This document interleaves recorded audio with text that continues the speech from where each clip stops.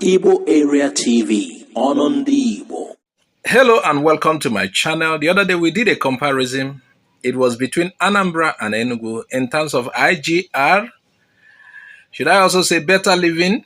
The comparison was a healthy one for the sake of spurring more better works from the two sides. And we told you we are coming to Imo, Abia, and Ebonyi. And today, right here, we have Abia versus Imo. Which state is doing better in terms of IGR, roads and real life compared? Remember, 2025 is yet to be complete, so the report we have here is 2024 ended. Imo and Abia, which is doing better? Abia or Imo? Which is doing better as at 2024? Is it the home of Abbas Business Energy or the land of Owerri's fast road projects?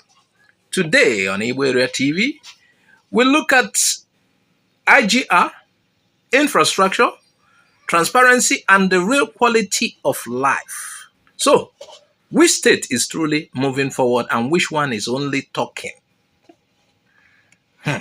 Don't conclude here though. This comparison, which I say is a healthy comparison, might stun you. Now let's start with internally generated revenue. First, let's talk money, IGR, meaning internally generated revenue. This shows how much a state can make on its own without depending on Abuja. According to the National Bureau of Statistics and State Reports for 2024, Abia State generated about 39 to 40 billion naira. Meanwhile, Imo State generated around 21 to 25 billion naira. That means Abia's IGR, internally generated revenue, is almost double that of Imo. Why does this matter? As in, when we're talking about IGR, because IGR shows economic activity, business taxes, and how well a government is collecting them. Abia's revenue strength gives it more financial freedom to plan roads, schools, and social projects without running to Abuja for every kobo. But don't forget, numbers alone don't tell the whole story. The question is, how well are those revenues used? In terms of infrastructure development, the story starts to shift. Imo State under Governor Uzodimma had been making a lot of noise and action about roads and water projects. The state is involved in World Bank and federal government collaborations like SURWASH program, SURWASH program, which stands for Sustainable Urban and Rural Water Sanitation and Hygiene. There are also big capital roads projects going on. Roads linking Owerri, Mbise, Olo, and Umuahia axis, with multiple contractors working day and night. On the other hand, Abia State is preparing for something huge. A multi-billion-dollar African Development Bank AFDB project called the Abia Integrated Infrastructure Development Project. This package worth around $263.8 million US. And it will rehabilitate over 248 kilometers of road across Aba and Umuahia.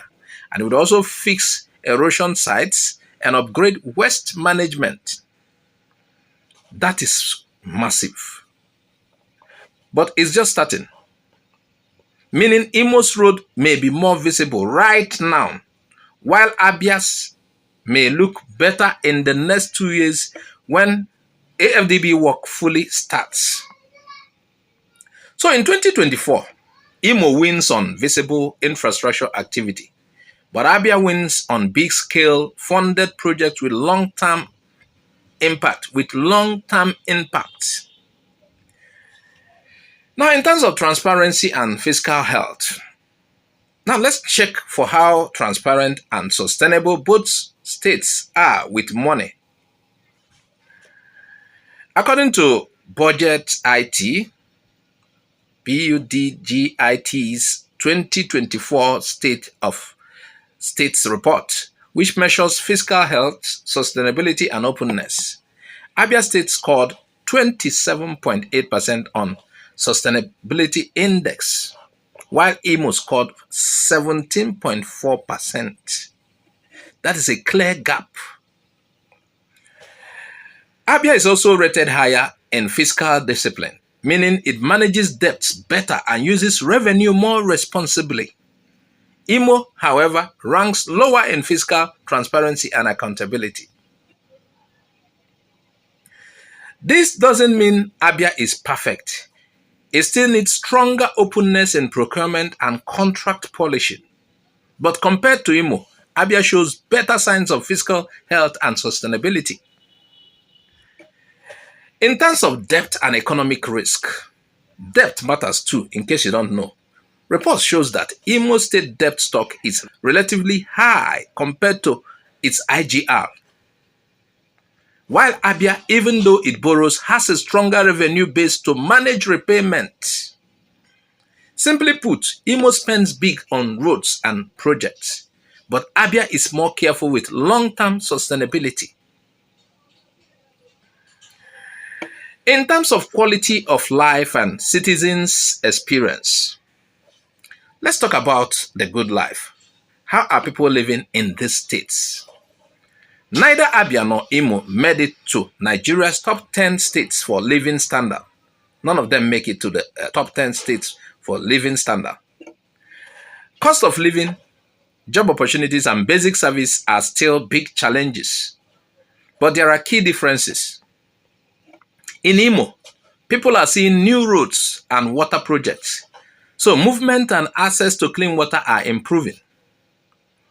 In Abia, people expect bigger changes soon from African Development Bank funded projects, especially in Aba and Imo IGR. Better roads, cleaner cities, and new business opportunities. It's a balance between today's visible change and tomorrow's bigger promise. Now, on final verdict, here is the final verdict. So when you look at it all, in terms of IGR, financial strength, Abia is the winner. Abia 39 to 40 billion naira versus Imo, which is 23 billion naira in terms of internally generated revenue. Now, when it comes to fiscal sustainability, Abia is still the winner, 27.8% versus Imo, 17.8%. When you talk about infrastructure visibility, some could say what we see in Imo is something that has been there. Well, but Abia started experiencing massive development under Otti. So, in terms of infrastructure visibility, Imo has more roads and water projects right now than Abia State. Now, in terms of long-term infrastructure, Abia, also with Africa Development Bank's 263.8 million naira project. In terms of transparency, Abia is better. Based on the record we gave you. Now, in terms of short-term living comfort, Imo, road and access, Abia is still coming. So yes, on the surface, Imo looks more attractive, but Abia is quietly building a stronger foundation for the future. So whether you live in Abia or Imo, one thing is clear. We must demand accountability, transparency, and real service delivery from our leaders.